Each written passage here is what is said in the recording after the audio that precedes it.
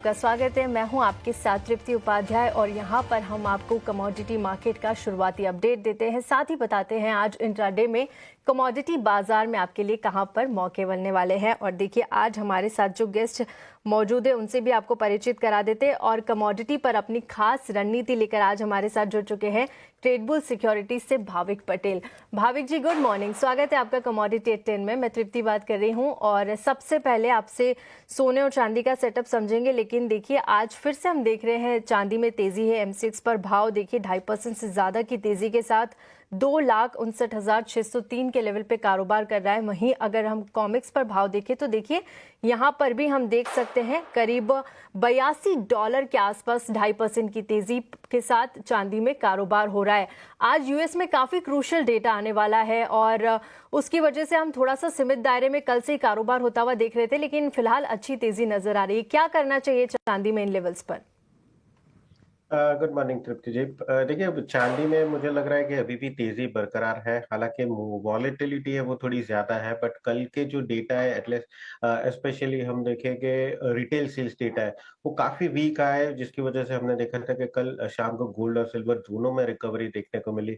और आज भी अगर देखें तो जैसे आपने बताया कि क्रूशियल जॉब्स का डेटा है जो डिलेड था लास्ट फ्राइडे के बदले आज, और वो भी एक्सपेक्टेड है कि वो सॉफ्टर ही आएंगे, जिसकी वजह से और एक्सपेक्टेशन बढ़ जाती है कि आगे जाके जो मार्केट 2 रेट कट ये साल एक्सपेक्ट करे उससे शायद ज्यादा भी हो सकती है।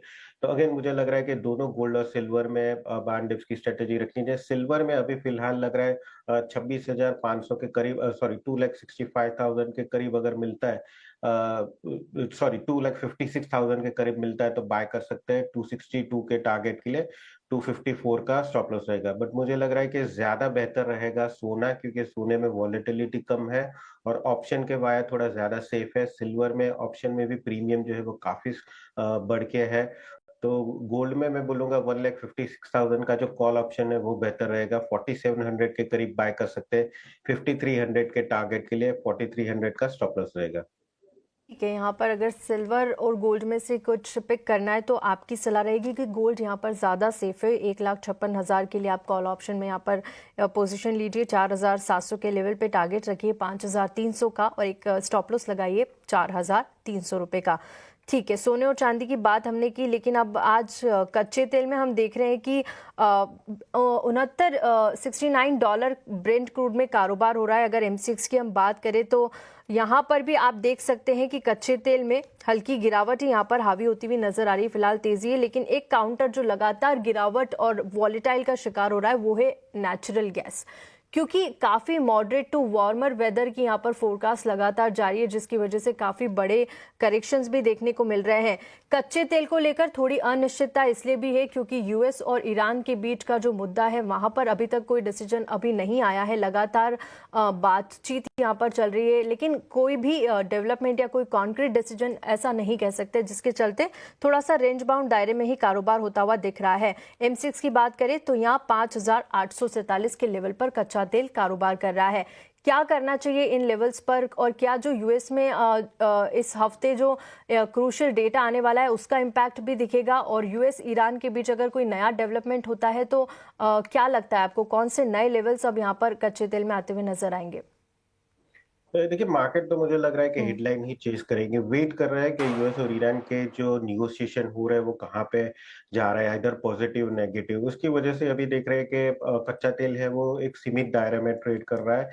कोई भी पॉजिटिव डेवलपमेंट आता है तो मुझे लग रहा है थोड़ा नेगेटिव रिएक्शन आ सकता है, और अगर जो टॉक्स है वो कोलैप्स हो जाते हैं तो मुझे लग रहा है अगेन रिस्क प्रीमियम जो है वो बिल्डअप होगा। अभी के लिए फिलहाल हम देखें तो कल जो इन्वेंट्री बिल्डअप हुई उसकी वजह से थोड़ा हेडविंड जरूर से कच्चे तेल में, बट जो इंटरसेप्शन है शैडो फ्लीट का वो भी टैंकर्स का बढ़ रहा है, जिसकी वजह से मुझे लग रहा है कि नीचे फ्लोर है वो भी एक बन चुका है। तो ओवरऑल एक्सपेक्टेड है कि 56 से 5900 के एक रेंज में ही अभी फिलहाल ट्रेड करेगा, जब तक कोई यूएस और ईरान के बीच की जो ट्रेड टॉक्स है उसका कुछ न्यूज नहीं आता। आज के लिए मुझे लग रहा है कोई भी डिप मिलते हैं तो अगेन बाय के ही रिकमेंडेशन देनी चाहिए। तो 5850 का जो कॉल ऑप्शन है वो थोड़ा बेहतर लग रहा है। 148 पे वो बाय कर सकते हैं 200 के टारगेट के लिए। 125 का स्टॉप लॉस रहेगा। और नेचुरल गैस की बात करें तो नेचुरल गैस में जो पीक डिमांड है हीटिंग की, आई थिंक वो चली गई है।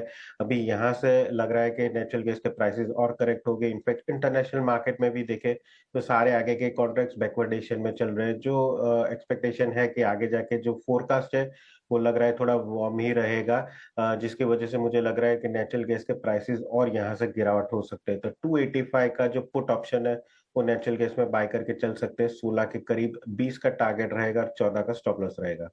ठीक है, यहाँ पर आपने कॉल ऑप्शन दिया है कच्चे तेल के लिए 5,850 के लिए 148 के आप खरीदिए और टारगेट यहाँ पर रखिए 200 रुपये का एक स्टॉप लॉस लगाना होगा 125 का। साथ ही नेचुरल गैस में पुट ऑप्शन की सलाह यहाँ पर भाविक जी ने दी है। आगे जाकर और गिरावट यहाँ पर आपको आते हुए देख सकती है, क्योंकि जो वेदर फोरकास्ट है उसमें लगातार ये बताया जा रहा है कि आगे जाकर अब जो समर्स आएंगे वो थोड़ा सा वेदर वार्म रह सकता है, जिसके चलते यहाँ पर पुट ऑप्शन की सलाह, लेवल्स का ध्यान जरूर से रखिएगा। लेकिन भाविक जी, बेस मेटल्स में आज आपको कुछ पसंद आ रहा है? क्योंकि वहां पर भी हम थोड़ा सा सीमित दायरे में ही कारोबार होता हुआ देख रहे हैं। जिस तरह से प्रेशियस मेटल्स में लगातार तेजी और करेक्शंस आ रहे हैं, उसका ही सीधा इम्पैक्ट हमने पिछले कुछ दिनों में बेस मेटल्स में देखा है। आज के लिए क्या सलाह होगी? यस, लास्ट वीक के जो प्रेशियस मेटल्स में करेक्शन है उसके साथ साथ हमने बेस मेटल्स में भी करेक्शन देखी और अभी मुझे लग रहा है कि कंसोलिडेशन होगा, क्योंकि अभी नेक्स्ट वीक अगर हम देखें तो चाइना का जो मार्केट है वो न्यू ईयर के लिए कंप्लीटली शट डाउन हो जाता है। तो वो टाइम यूजुअली बेस मेटल्स के लिए डल पीरियड रहते हैं। उससे पहले ही हम देख रहे हैं कि चाइनीज बायर्स जो होते हैं वो ऑलरेडी इन्वेंट्री बिल्डअप कर लेते हैं। तो यहाँ से अभी मुझे लग रहा है कि एटलीस्ट 1 से 2 हफ्ते में जो बेस मेटल्स की मूवमेंट रहेगी वो बहुत सीमित दायरे में रहेगी। बट अगेन प्रेशियस मेटल्स के पीछे पीछे मुझे अभी भी लग रहा है कि बेस मेटल्स के फंडामेंटल्स चेंज नहीं हुए, अभी भी पॉजिटिव है। तो आई थिंक सारे बेस मेटल्स में अभी भी मुझे कॉपर जो है वो बेहतर लग रहा है। तो कॉपर 1235 के करीब बाय कर सकते हैं 1245 के टारगेट के लिए। 1228 का स्टॉप लॉस रहेगा और मेजर मुझे लग रहा है सपोर्ट कॉपर का 1200 है। उसके नीचे जाता है तो ही मुझे लग रहा है कि कन्विक्शन बाय से सेल में आना चाहिए। जब तक 1200 के ऊपर है तब तक बाय की रिकमेंडेशन है।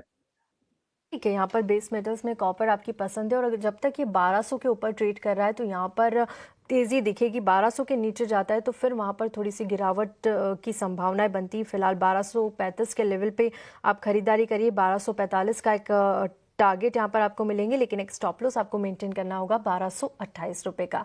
चलिए, तमाम कमोडिटीज़ पर हमने चर्चा की। भाविक जी, आपका बहुत बहुत शुक्रिया हमारे साथ जुड़ने के लिए और कमोडिटीज़ पर अपनी राय रखने के लिए। शुक्रिया। इसी के साथ वक्त एक छोटे से ब्रेक का, लेकिन आप कहीं मत जाइएगा। ब्रेक के बाद जल्द लौटेंगे और अपना खास सेगमेंट मार्केट के महारथी लेकर आएंगे, जहां हमारे साथ आज जुड़ेंगे मार्केट एक्सपर्ट नीरज दीवान।